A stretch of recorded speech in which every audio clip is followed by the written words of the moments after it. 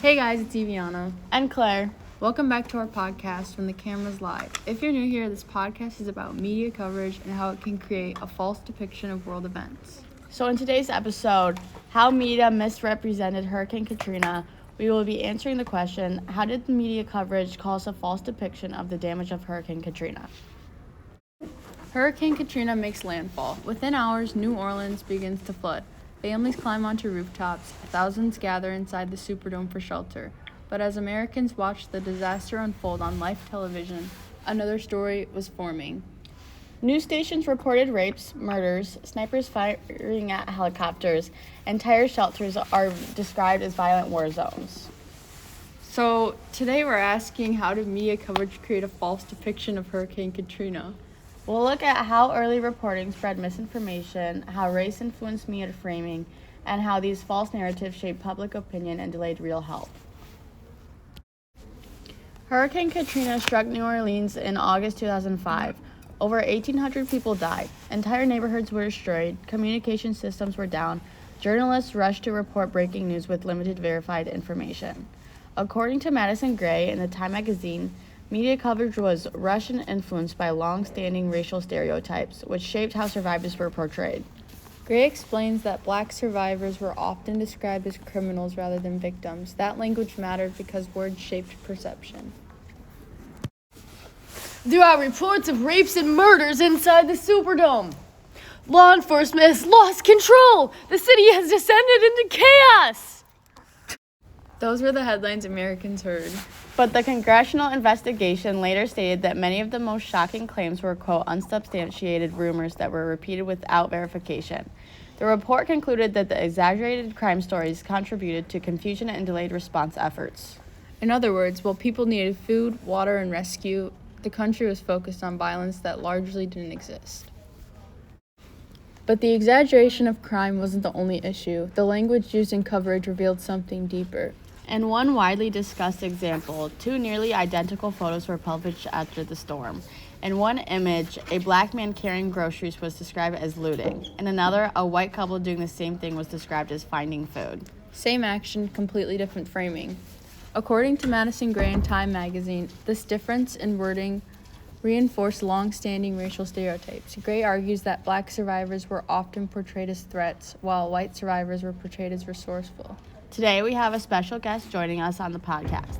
Please welcome Calvin Safransky, a Hurricane Katrina survivor. So, Calvin, what was your outlook on what the news was saying during that time? When the news called people looters, they weren't talking about criminals. They were talking about families trying to survive. I lost my house, I didn't have food, but the news made it look like we were dangerous.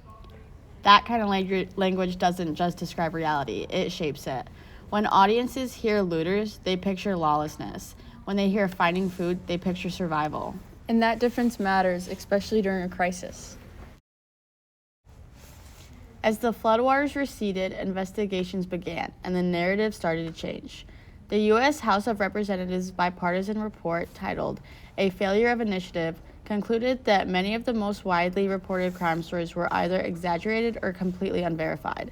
The report stated that media outlets repeated rumors without confirming them, contributing to the public confusion and fear. Even journalism leaders later acknowledged mistakes. Keith Woods of the Poynter Institute explained that the press failed to slow down and verify claims, allowing racial assumptions to influence reporting. In other words, the media wasn't intentionally inventing stories, but in the rush for a report, accuracy suffered. And during the disaster, that can have serious consequences. So what was the impact? When the country believed New Orleans had descended into violent chaos, attention shifted toward controlling crime instead of delivering aid. National Guard troops were deployed with expectations of violence. Relief efforts were delayed while officials responded to rumors of shootings and riots that largely never happened.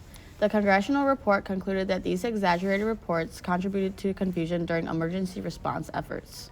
Meanwhile, thousands of people were stranded without food, water, or medical care. The real crisis wasn't mass crime, it was a humanitarian disaster. To be fair, journalists were working in extremely difficult conditions. Communication systems were down and the infrastructure had collapsed. Reporters were relying on second-hand accounts in a rapidly evolving situation. And disasters are chaotic. Information spreads quickly, and not all of it can be verified immediately. But that's exactly why verification matters. Because once those dramatic crime narratives reached national television, they shaped how Americans understood the crisis. Even if they were later corrected, the damage had already been done. So how did media coverage lead to a false depiction of Hurricane Katrina? First, by spreading unverified rumors about violence and crime. Second, by exaggerating chaos inside shelters like the Superdome. And third, by using racially biased language that portrayed black survivors as criminals rather than victims. These portrayals shaped public opinion, fueled fear, and distracted from the real issue. Thousands of Americans in desperate need of rescue and aid. The cameras didn't just document the disaster, they helped define it. When disasters happen, people rely on the news to understand what's going on. If the reporting is wrong, the consequences are real. The media doesn't just reflect reality, it influences how we see victims, responsibility, and urgency. Hurricane Katrina reminds us that misinformation doesn't only exist on social media. It can happen in major newsrooms, especially under pressure. And when narratives are shaped by fear and bias instead of verified facts and empathy, real people suffer. So the next time a crisis unfolds on your screen, ask yourself, who is being portrayed as a threat, who is being portrayed as a victim, and what story might be missing? Because sometimes the most damage isn't caused by the storm, but from the stories we tell about it. That's all for today, guys. We hope you enjoyed this segment on media coverage of Hurricane Katrina and false depiction it conveyed. We'll see you guys next time.